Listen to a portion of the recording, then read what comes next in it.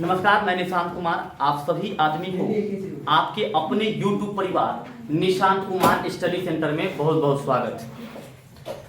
आशा और उम्मीद दोनों है कि आप सभी आदमी बहुत ही अच्छा होंगे। बारिश हो रहा है, हाल चाल भी एकदम बनल रहेगा। चाल के तो नहीं पता, हाल बनल रहेगा ना। चाल नहीं बेसी बनेगा तो पीछे गिर जाएगा। हाँ, तो पिछले क्लास में, अच्छा हम कभी वीडियो में ये बात नहीं बोलते हैं कि शेयर कर दीजिए, लाइक कर दीजिए, कभी नहीं बोलते हैं, इसलिए नहीं वही हुआ, लेकिन बोलेंगे नहीं। समझ रहे हैं, इनडायरेक्ट भेजते। हाँ, तो पिछले कोई दरवाजा अपना आजादी से, ठीक है ना। लेकिन इतना से काम चलने वाला नहीं, एकदम शेयर जब तक नहीं करेंगे तो कुछ होने वाला थोड़े है। लेकिन हाँ, इंक्रीजमेंट अच्छा चल रहा है। आपका कुछ नहीं होगा, उसका तो होगा कर। हाँ, नहीं, इंक्रीजमेंट भी बहुत अच्छा चल रहा है। 868 देखे हैं अभी, तो ठीक है। हाँ, 868 पर देखे। कहाँ तक पढ़े थे बाबू? कल स्थान समावई ना, इसका अर्थ बताए थे क्या? संरचना बता दिए थे। तो क्रियाशील समावई लिखिए। सर एक दिए थे ना, क्या को बनाए हैं?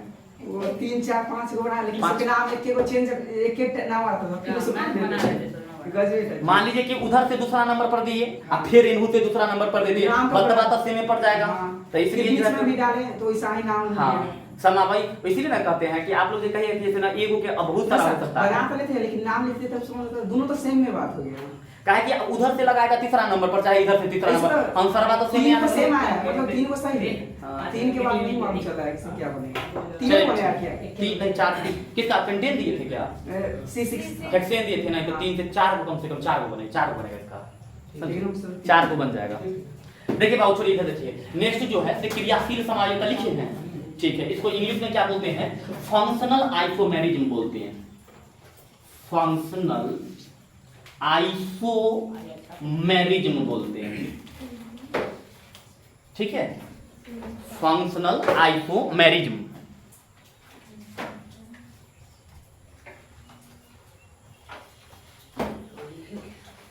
लिखना है। हाँ, लिखिए ना, हम डेफिनेशन लिख पाते। लिखिए, एक लाइन तो कॉमन है। वैसे कार्बनिक यौगिक जिसका अणुसूत्र समान हो। वैसे अणुसूत्र वैसे कार्बनिक यौगिक जिनका अणुसूत्र समान हो, जिसका अणुसूत्र समान हो तथा एक सेकेंड किंतु लिखिएगा, किंतु उसमें उपस्थित क्रियाशील समूह तथा उसमें उपस्थित क्रियाशील समूह भिन्न भिन्न होता है। किंतु उसमें उपस्थित क्रियाशील समूह भिन्न भिन्न होता है। उसमें उपस्थित क्रियाशील समूह भिन्न भिन्न होता है, कॉमा लगा कर लिखिएगा। इस प्रकार जो समावयवता उत्पन्न होती है, इस प्रकार जो समावयवता उत्पन्न होती है, जो समावयवता उत्पन्न होती है, कॉमा लगाकर लिखिएगा, उसे क्रियाशील समावयी कहते हैं। उसे क्रियाशील समावयी कहते हैं।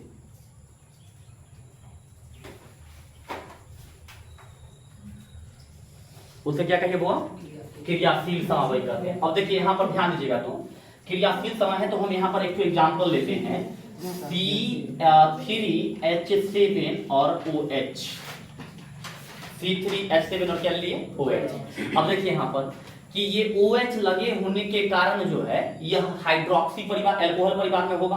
अब इसकी यदि संरचना क्रिएट कीजिएगा तो यहाँ पर कार्बन क्या है तो देख लीजिए, 3 गो कार्बन को आपको पहले श्रृंखला में लेना है, कतार में लीजिएगा। तो यहाँ पर एक कार्बन ये हो गया, ये दूसरा कार्बन और ये तीसरा कार्बन, 3 कार्बन हुआ ना। तीनों कार्बन को क्या कर देना है? सिंगल बॉन्ड से क्या करिएगा? रिप्रेजेंट कर दीजिए।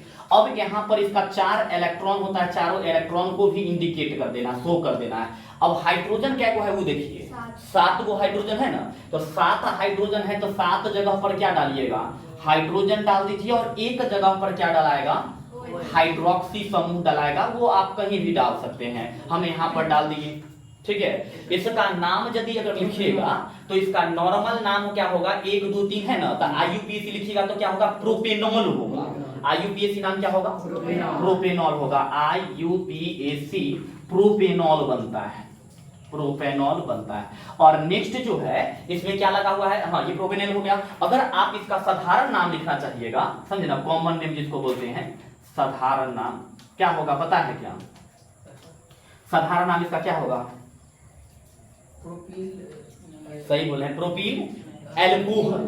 क्या हो जाएगा, प्रोपील एल्कोहल होगा साधारण नाम, क्योंकि एल्कीन समूह जो होता है ना, उसे एल्कीन समूह में क्या जोड़ा जाता है, एल्कोहल। और यहाँ पर OH से पहले क्या है, ये एल्कीन समूह है और इसमें OH जुड़ा हुआ है, इसलिए प्रोपील क्या बनेगा, एल्कोहल बनेगा। तो यहाँ पर इसका साधारण नाम हो गया प्रोपील एल्कोहल हो गया, प्रोपील एल्कोहल। अब देखिए यहाँ पर अनुसूत्र क्या लिए हुए थे, C3H7 और क्या लिए हुए हैं, OH। अब देखिए इसमें कैसे डिफरेंशिएशन आता है, C3 उसके बाद है H7 और क्या है वो OH है। यहाँ पर जो O है ना, इसको बीच में लिख दीजिए, ठीक है। और यहाँ पर 3 गो कार्बन है, तो 1 गो कार्बन इधर ले लेते हैं और 2 गो कार्बन इधर, आपकी इच्छा पर डिपेंड करता है, आप इधर भी 2 गो ले सकते हैं, उधर 1 गो ले सकते हैं, कोई दिक्कत होने वाला नहीं। ऑक्सीजन के साथ सिंगल बॉन्ड कैसे लगेगा, काहे नहीं लगेगा, देखिए ना, ऑक्सीजन की संयोजकता 2 होता है ना, तो एक इसका इलेक्ट्रॉन इधर आ गया इस कार्बन के पास, और एक इलेक्ट्रॉन इधर इस कार्बन के पास आ गया, समझ रहे। अब क्या होगा कि यहाँ पर कार्बन लिख देते हैं, उसके बाद देखिए हाइड्रोजन क्या होगा, 7 गो, एगो ई वाला हाइड्रोजन क्या हो गया, 8 गो हाइड्रोजन हो गया। तो इस प्रकार से इसका यहाँ पर इस ऐसे रिप्रेजेंटेशन कर देते हैं, ये रहा। इसमें क्या जोड़ देना हुआ, 8 को क्या जोड़ना है, हाइड्रोजन, तो 8 हाइड्रोजन जोड़ दीजिए, 8 हाइड्रोजन।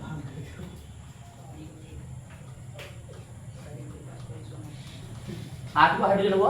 अब देखो इधर इसका यदि नाम लिखेगा, चाहे नॉर्मली भी देख लो, इसमें OH लगा हुआ है तो एल्कोहल हो गया, और इसमें सिर्फ O लगा हुआ है तो ये क्या है, इसमें सिर्फ O क्रियात्मक समूह है ना, तो फिर ये क्या है, कौन सा यौगिक का निर्माण कर रहा है, कौन से समजातीय श्रेणी में आ रहा है, ये ईथर में आ रहा है, क्योंकि ईथर के क्रियात्मक समूह क्या होता है, O होता है, उसको हम लोग ऑक्सी कहते हैं। तो एक ही आणविक सूत्र में एक बार क्या बना हुआ है, एल्कोहल, और उसी आणविक सूत्र में क्या बन चुका है, ईथर बन चुका है। तो इसमें क्या है, क्रियात्मक समूह में क्या आ रहा है, भिन्नता आ रहा है। तो इसी कारण जो समावयवता उत्पन्न होती है, जिसको हम लोग क्या कहते हैं, क्रियाशील समावयवता कहते हैं। इसका अगर आप साधारण नाम लिखिएगा तो क्या होगा, कोशिश कीजिए पहले साधारण नाम, साधारण नाम, प्रोपीन होगा और ईथर के जोड़े से लगता है वो, नहीं गलत, मतलब 8 हो या ना, वो प्रोपीन होगा बट 8 हो ना हाइड्रोजन। देखिए यहाँ पर O लगा हुआ है ना, और ईथर का जो नामकरण होता है, नोमेनक्लेचर जो होता है, वो आपका होता है एल्का ऑक्सी एल्कीन के अंतर्गत होता है। तो एल्का जो होता है वो छोटा पार्ट बनता है, तो यहाँ पर छोटा पार्ट क्या है, देखिए मेथिल है ना, तो क्या हो जाएगा, मेथॉक्सी, क्या होगा, मेथॉक्सी, मेथॉक्सी। देखिए बड़ा वाला पार्ट कौन है, एथेन है ना, तो 2 गो कार्बन है, तो 2 गो कार्बन के लिए क्या प्रयोग कीजिएगा, एथेन प्रयोग कीजिएगा ना, तो यहाँ पर एथेन है, तो मेथॉक्सी क्या बनेगा, एथेन बन जाएगा, मेथॉक्सी एथेन बन गया ये, ठीक है। ये इसका कौन सा नाम है, IUPAC नाम है। लेकिन यदि इसका साधारण नाम लिखना शुरू कीजिएगा तो आपको पता है कि इधर ये कौन सा समूह है बउआ, मेथिल समूह है, इधर इधर तो देखिएगा तो कौन सा समूह है, एथिल समूह है। एथिल समूह है तो अगर देखो एक है M से स्टार्ट और दूसरा है E से स्टार्ट, तो अंग्रेजी अल्फाबेट में पहले क्या आता है, E, तो इसीलिए इसका साधारण नाम लिखने के लिए पहले क्या लिखेगा, एथिल लिख दीजिए, क्या लिखेगा, एथिल, आप फिर क्या लिखिएगा, मेथिल। तो यहाँ पर एथिल और क्या हो गया, मेथिल, और लास्ट में क्या लगा दीजिएगा, ईथर लगा दीजिए। ये इसका कौन सा नाम हो गया, साधारण नाम हो गया। आ रहा है बात समझ में, तो नोट कर लीजिए, फिर इसमें हम 1-2 होमवर्क में दे देंगे आपको बना करके लाने के लिए।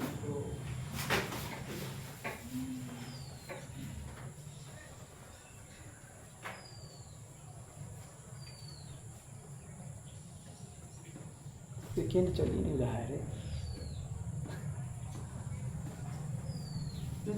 कहाँ है सेकेंड, हमको नहीं लग रहा चल रहा है, नहीं चल रहा है, टाइम नहीं दिखाई दे रहा। वो ले गया था, उसको दे दिए थे रखने के लिए, तो रोहित को छोड़ के आ गया, लाने बुद्धू है,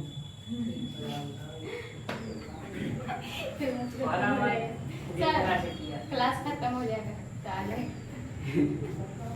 हो जाएगी और ये ओवर हो जाएगा जब तक वो आएगा। बेवकूफ को सिंह नगरी रहता है, पहचान जाइएगा कि सिंह भेल है तो बेवकूफ है, क्योंकि लक्षण से पता चलता है। तोरा अच्छी लगे छे बना मैं आगरा विचरण ओकरा लिए सब ना कॉमन बात है कोई समझे सर ओकरा लिए कॉमन बात है छूट गया था हम अपने पास रखेंगे।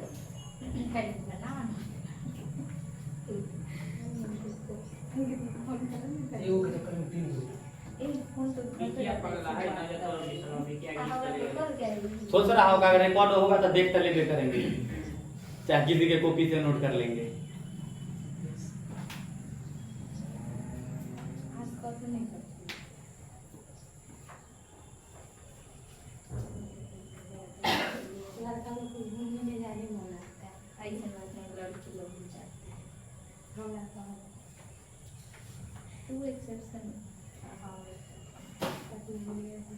एक्सेप्शन में छोड़ दीजिएगा तो हम सिर्फ दिल्ली घूम कर चला आइए, एक्सेप्शन में है। बगल में है लड़की दिल्ली में जाएगी और रेड लाइट ब्लू लाइट हरियर लाइट को आता कुछ ही नहीं आएगा। रेड लाइट में अगर मार दिया चल देगी कि चार घंटा पुलिस वाला हो जाएगा। जगह पर है कभी बोले थे आप फाइनल दे हां तो क्या एक हो जाके बाहर बैठे हो गया, वो इतना हो गया। इसको नोट कर लिए ना, घर से बना करके लाइएगा। हम होमवर्क दे देते हैं आपको। C5H11OH, C5H11 और यहाँ पर OH।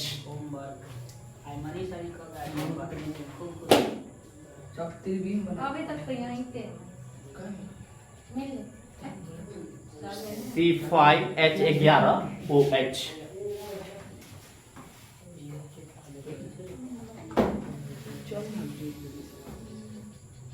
पिक्चर नहीं आ रहा क्या ऊपर क्लियरेंस?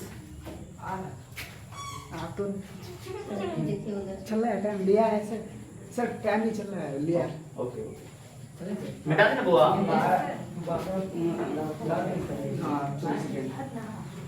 24 सेकंड राजे माना कीजिए। मैं सुनो है हां सर हाँ मैं मेरी आवाज पूरा जाएगा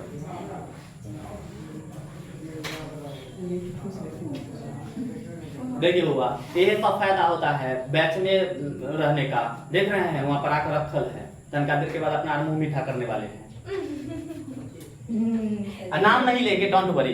लेकिन सर क्लास में हल्ला नहीं करेगा सुबह में। अच्छा ठीक है। ऐसे कौन हम बच्चा है जो रोने लगते हैं जाकर के हैं हमें कल भी करेंगे कोई हल्ला नहीं करेगा। साल के आदमी पर फॉलोअप फेमस हो गया चैनल पर ना। तो ना डाला क्या वीडियो ये डाल रहे हैं। सुनिए फिर उन कॉल किया ना डालवा एडिट कर दूसरा डालवा। हो गया, फॉलोअप डाला आगे बढ़े ये सब तो ये वो हो सकता है लाइट। मस्त रहा एडिटिंग करेंगे। ये पता चल रहा होगा कैसे कि जैसे कि हम शिमला में अभी हैं, पढ़ा रहे हैं, बर्फ बारिश हो रही है, ठीक है। स्लीट रेन बोलते हैं इसको, बर्फ बारिश को स्लीट रेन। कैसे हो रहा है? पता नहीं ये बात देखिए हुआ बताते हैं। नहीं चाहे अभी वीडियो में बाद में बताएंगे। ओके चलिए देखिए बाबू, नेक्स्ट जो है ना, एक तल ध्रुवीय प्रकाश लिख करके डैश लगाइए। एक तल ध्रुवीय प्रकाश, एक तल ध्रुवीय प्रकाश। आपके टॉपिक में जो है ना प्रकाशिक समावयवता बताना है, समझे ना। और इस प्रकाशिक समावयवता को बताने के लिए हम लोग इस चीज को पढ़ रहे हैं। जब तक इस चीज को नहीं पढ़ेंगे तो प्रकाशिक सक्रियता या प्रकाशिक समावयवता आपको समझ में नहीं आएगा, समझे ना। तो एक तल ध्रुवीय, ध्रुवीय यहाँ पर लगा दे, ध्रुवीय प्रकाश, एक तल ध्रुवीय प्रकाश,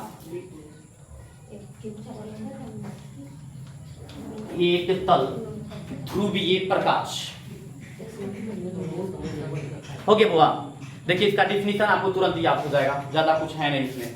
कोई भी सफेद लाइट, व्हाइट लाइट जो होता है, व्हाइट लाइट जो होता है, उसको अगर आप निकोल की प्रिज्म में कैसे प्रवाहित करवाइएगा तो हाँ मतलब निकेल जो हुआ, तो यहाँ पर मान करके चलिए कि इस प्रकार से प्रिज्म बना हुआ है। तो यहाँ जैसे यहाँ से कोई व्हाइट लाइट इसमें जाएगी तो यहाँ से जैसे इसमें मीडियम में प्रवेश करता है ना, मतलब कि सरल माध्यम से किस में प्रवेश करता है, विरल माध्यम में प्रवेश करता है, तो ये इसको क्या करने लगता है, तोड़ने लगता है। न्यूक्लियर प्रिज्म में। तो यहाँ पर इससे होकर के जो प्रिज्म निकलती, जो व्हाइट लाइट निकलती है, वह एक ही तल में क्या करने लगती है, कंपन करने लगती है। इस प्रकार से क्या करने लगता है, कंपन। और उसी को हम लोग क्या कहते हैं, एक तल ध्रुवीय प्रकाश कहते हैं। बात को समझ रहे हैं? हम आपको फिर से एक बार रिपीट करते हैं कि अगर कोई यहाँ पर आप प्रिज्म ले लीजिए, निकेल प्रिज्म होना चाहिए, और उस प्रिज्म से आपको क्या प्रवाहित करना है, सफेद प्रकाश प्रवाहित कीजिए। जैसे सफेद ये प्रकाश प्रवाहित कीजिएगा तो ये जब प्रिज्म से होकर के निकलेगा तो एक ही तल में ये क्या करने लगता है, कंपन कर लेता है। और इसी क्रिया को हम लोग क्या कहते हैं, एक तल ध्रुवीय क्या कहते हैं, प्रकाश कहते हैं। समझ में आ रहा बात? तो आप डिफिनेशन पहले लिख लीजिए एक तल ध्रुवीय प्रकाश का। लिखिए, जब किसी प्रकाश के किरणें को, जब किसी प्रकाश के किरणें को निकेल के प्रिज्म से होकर गुजारी जाती है, निकेल के प्रिज्म से होकर गुजारी जाती है, निकेल के प्रिज्म से होकर गुजारी जाती है, कॉमा लगा के लिखिएगा। तो वे प्रकाश की किरणें, तो वे प्रकाश की किरणें एक ही तल में कंपन करने लगती है, एक ही तल में कंपन करने लगती है। कॉमा लगा के लिखिएगा, जिसे जिसे एक तल ध्रुवीय प्रकाश कहते हैं, जिसे एक तल ध्रुवीय प्रकाश कहते हैं। जिसे क्या कहे वो, एक तल ध्रुवीय प्रकाश। नॉर्मल प्रिज्म नहीं होता, निकेल ऊपर से। नहीं, नॉर्मल प्रिज्म में नहीं होगा। नॉर्मल प्रिज्म में से होता है ग्लास का जो प्रिज्म आता है शीशा का, तो वो बस 7 रंग में उसको क्या कर देगा, तोड़ देगा। उसमें आपको वाइब्रेशन नहीं दिखाई देने वाला, क्या कंपन नहीं दिखाई देगा उसमें, समझे ना? तो ये निकेल का बना, निकेल का ही बना होना चाहिए, तभी जाकर के ये होगा। इसीलिए ना स्टेटमेंट में लिखा दिया गया है, समझे? क्या लिखे हैं बुआ, एक बार रिपीट कीजिए तो। जब किसी प्रकाश के किरणें को निकेल के प्रिज्म से होकर गुजारी जाती है तो उससे निकलने वाली किरणें एक ही तल में क्या करने लगती है, कंपन करती है, जिसे हम लोग क्या कहते हैं, एक तल ध्रुवीय प्रकाश कहते हैं। समझ में आ रहा बात? नेक्स्ट जो है सेकेंड नंबर पॉइंट में लिखा है प्रकाशिक सक्रियता। लिखिएगा, प्रकाशिक सक्रियता। प्रकाशिक बताने कैसे लिखा है, इधर से तलबे सौ, प्रकाशिक सक्रियता, प्रकाशिक सक्रियता लिखे, प्रकाशिक सक्रियता हो गया बुआ। अब देखो प्रकाशिक सक्रियता क्या होता है, तो अभी आप एक तल ध्रुवीय प्रकाश में क्या पढ़े कि जब किसी भी सफेद मतलब कि सामान्य प्रकाश की किरणें होती है, उसे अगर निकेल के प्रिज्म से होकर के गुजारते हैं तो वो एक ही तल में क्या करने लगती है, कंपन। और उसी चीज को हम लोग क्या कहते हैं, एक तल ध्रुवीय प्रकाश कहते हैं। मतलब कि इसमें क्या मेन बात क्या हो गया कि ये प्रकाश की किरणें को क्या करवा देती है, कंपन करवा देती है। अब यहाँ पर यहाँ पर जो प्रकाशिक सक्रियता है ना, इसके बारे में समझिए कि यहाँ पर आपके पास कोई कंटेनर है, समझे?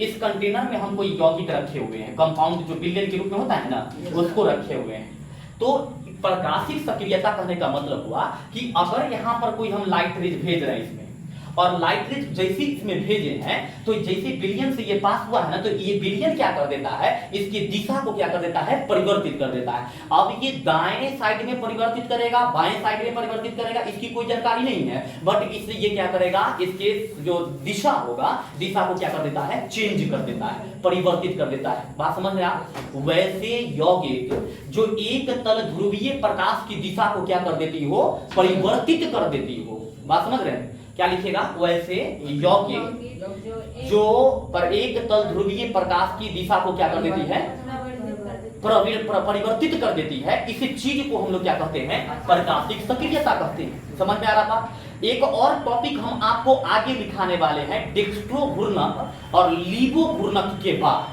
तो इसलिए आप पहले समझ लीजिए प्रकाशिक सक्रियता का मतलब हुआ कि यौगिक उसको क्या कर देगा, मोड़ने की क्षमता रखता है। और वैसे यौगिक समझे ना, जिसमें एक तल ध्रुवीय प्रकाश को मोड़ने की कोई क्षमता नहीं होती है, उसे प्रकाशिक अक्रियता कहते हैं। समझ रहे बात? तो उस समय जब बताएंगे तो आप थोड़ा सा जल्दी समझ में आ जाएगा। प्रकाशिक सक्रियता का मतलब क्या हुआ कि वो क्या कर देगा, दिशा को परिवर्तित कर देगा।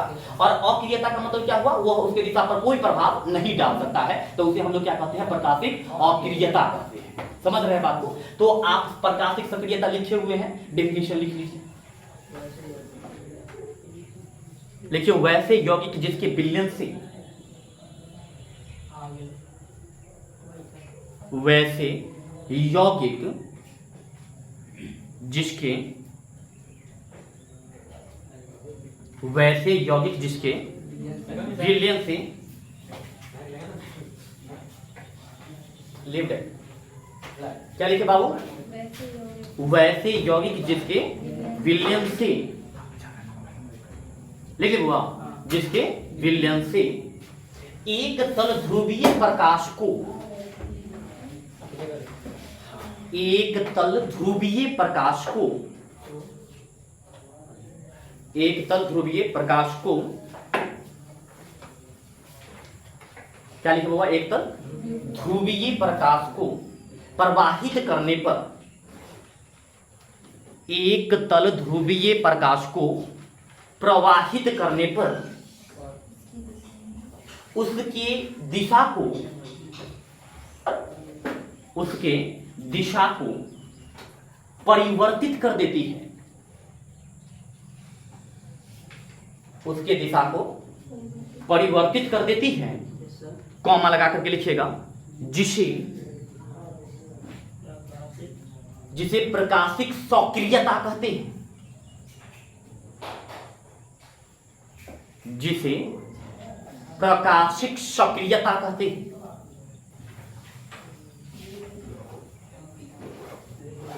जिसे क्या कहिएगा बउआ, प्रकाशिक सक्रियता। याद हो रहा है ना सर हर बात? ठीक है, हम कभी भी पूछ लेंगे, इतना बात ध्यान में रखना। फिर प्रकाशिक सक्रियता। नेक्स्ट प्रकाशिक समावयी लिखिए, प्रकाशिक समावयी। अच्छा, एक तो जो बात हम सुनते हैं ये सब कि बात बुद्धि होता, उससे ये बात है, after death there is a बुद्धि कमिंग इन, 100% श्योर साफ बुकवा है, कुछ बुझे ना आता है। आएगा, आ इधर आ, इधर आ, तुम्हारा प्रचार कर देते, ऐड मिला देते, बेवकूफ लड़का है।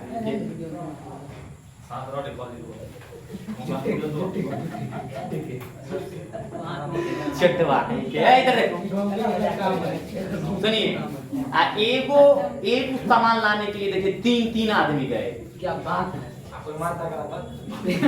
तू एक बॉडीगार्ड है, नहीं उठता कहीं। बहुत भारी था। चलिए ठीक, चुप रहो, चिमनी दिमाग में दोनों करो। हो गया वो एक तल ध्रुवीय प्रकाश, प्रकाशिक सक्रियता हो गया। प्रकाशिक क्या लिखे हैं वो, समावयी लिखे हैं। लिखिए प्रकाशिक समावयी, प्रकाशिक समावयी। बात ना करो बुआ, हेलो। प्रकाशिक समावयी लिखिए, वैसे यौगिक, वैसे यौगिक जो एक तल ध्रुवीय प्रकाश को, जो एक तल ध्रुवीय प्रकाश को, एक तल ध्रुवीय प्रकाश को या तो दाईं ओर, एक तल ध्रुवीय प्रकाश को या तो दाईं ओर या फिर बाईं ओर मोड़ने की क्रिया को, बाईं ओर मोड़ने से लिखेगा, क्या लिखेगा, या तो दाईं ओर या बाईं ओर मोड़ने से जो समावयवता उत्पन्न होती है। तोरा ये लगन में टेटिया बात है, बहुत ज्यादा टेंशन न कर। मोबाइल आता है मतलब साइलेंट करके नहीं आता है, भुला गए थे।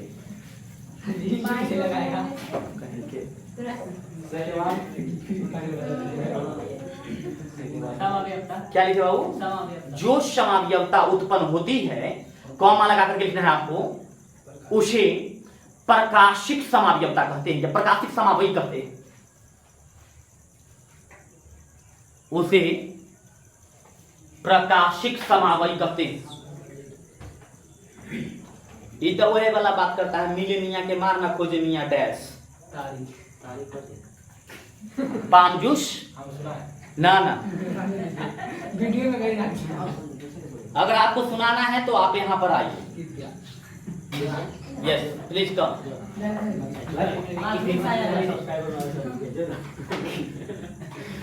ओके बोरे ठीक है। देखिए नेक्स्ट देखिए, प्रकाशिक समावयी लिखिए। अब लिखिएगा प्रकाशिक समावयी दो प्रकार के होते हैं। प्रकाशिक समावयी दो प्रकार के होते हैं। प्रकाशिक समावयी कितने होते हैं वो? दो प्रकार के होते हैं। एक नंबर में लिखिएगा डेक्स्ट्रो घूर्णक। डेक्स्ट्रो हम इंग्लिश में लिख सकते हैं, हिंदी में डेक्स्ट्रो घूर्णक बोले ना, डेक्स्ट्रो रोटेशन। डेक्स्ट्रो रोटेशन मतलब कि डेक्स्ट्रो घूर्णक हो गया। और एक है लीवो घूर्णक। घूर्णक लीवो, हाँ जी, LEVO लीवो रोटेशन। क्या बोले? DEXTRO, हाँ सॉरी TRO, डेक्स्ट्रो रोटेशन। और एक हो गया लीवो रोटेशन, जिसको इसको हिंदी में क्या कहिएगा? डेक्स्ट्रो घूर्णक। इसको क्या कहिएगा? लीवो घूर्णक। शॉर्ट, हाँ इसको रोटेशन का सिर्फ अंतर है। लिख लिए। आप पहले बात को समझ लीजिए, उसके बाद जो है फिर आप को लिखवा देते हैं डिफिनीशन कि डेक्स्ट्रो घूर्णक क्या होता है।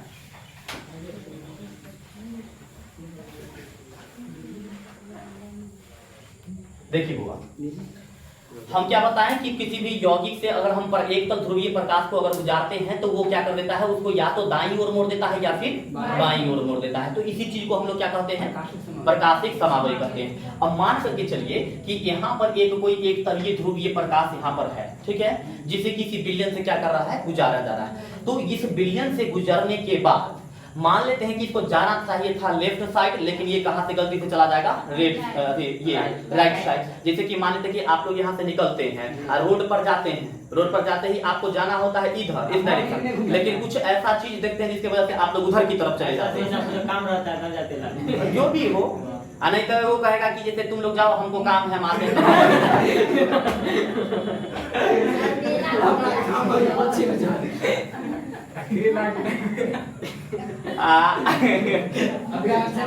चलिए ठीक है। वो बहुत शर्मिंदगी महसूस कर रहा है, नहीं करना भाई।